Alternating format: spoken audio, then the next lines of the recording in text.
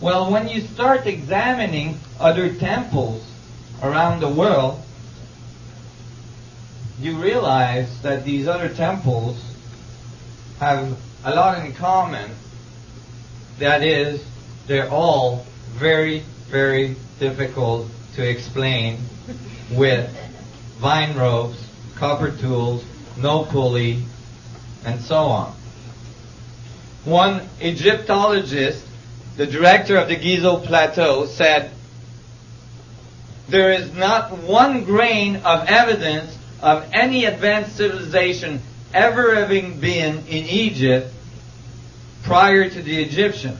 And I thought that was one of the most accurate statements I ever heard from an archaeologist.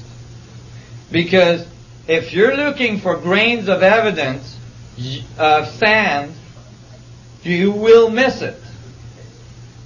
If you got your head in the sand, you will miss it. But if you look up from the sand and stop looking for grains of evidence, you will see millions of tons of rocks right in front of your eyes, giving you some pretty damn good evidence. The Grand Pyramid at Giza is made of 2,300,000 stones. 2,300,000 stones. It stands at 481 feet of altitude. Its base is 13 square acres. That is extremely large. When you take survey pictures, satellite picture of the apex of the Grand Pyramid at Giza, it is 1/4 of an inch off the center of the base. That's 13 square acres. 13 acres square. 1/4 of an inch off center. That's after placing 2,300,000 stones that you have cut with copper tools.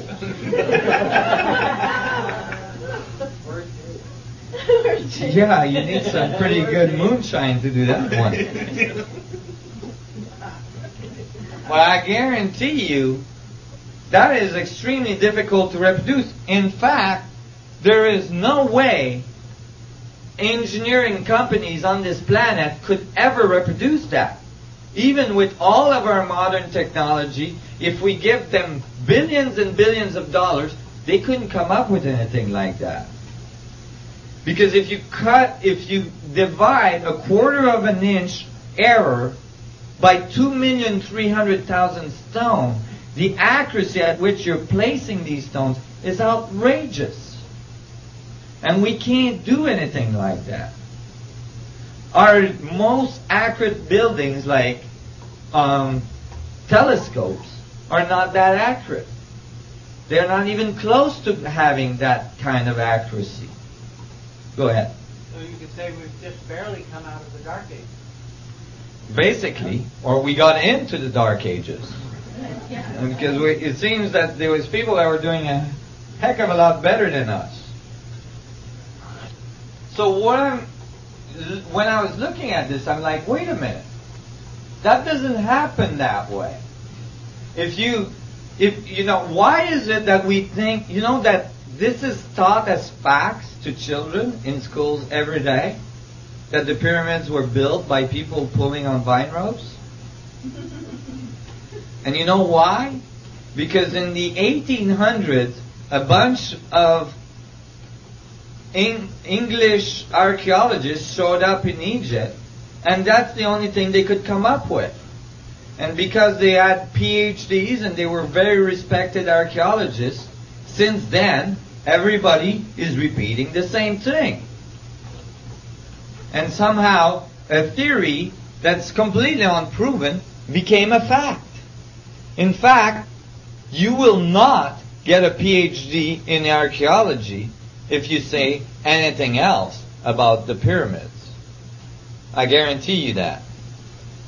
You cannot get a PhD in archaeology by saying the pyramids were built by little green man.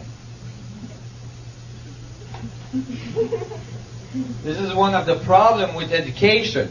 a whole bunch of people repeating what they've all been taught doesn't advance the field very rapidly. Because everybody is repeating the same thing, you're not going anywhere. So, but these archaeologists never actually, I know they're not mathematicians, but this is simple mathematics, okay?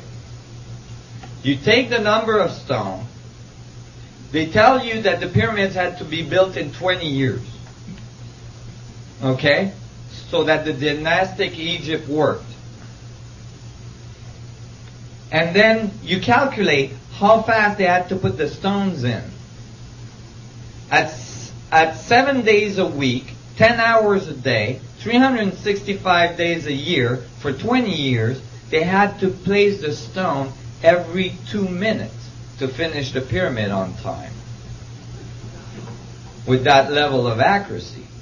Never mind. But then the archaeologists say, no, those were farmers. They could only build the pyramids during the time of the flood of the Nile when they couldn't work in the fields. 3 months out of the year.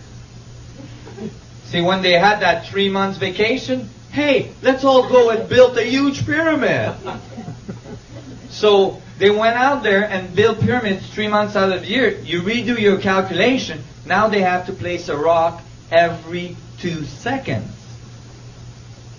to make it in 20 years.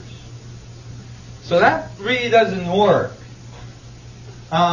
Because it's not like you can take these huge rocks and average 2 tons, some of them up to 40 tons rock.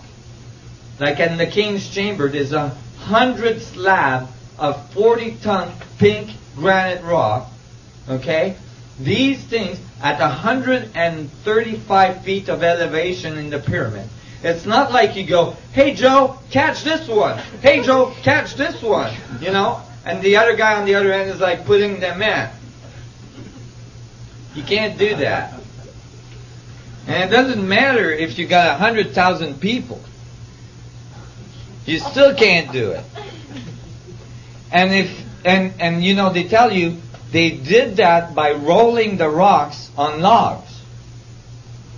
Well, they might have not noticed, but these pyramids are in the middle of a desert. You need a lot of logs to move 2,300,000 stone. Where did the wood come from? When you ask them that, they say, oh, they imported it from Europe. I see. Was this like some catalog, 1-800 ordering?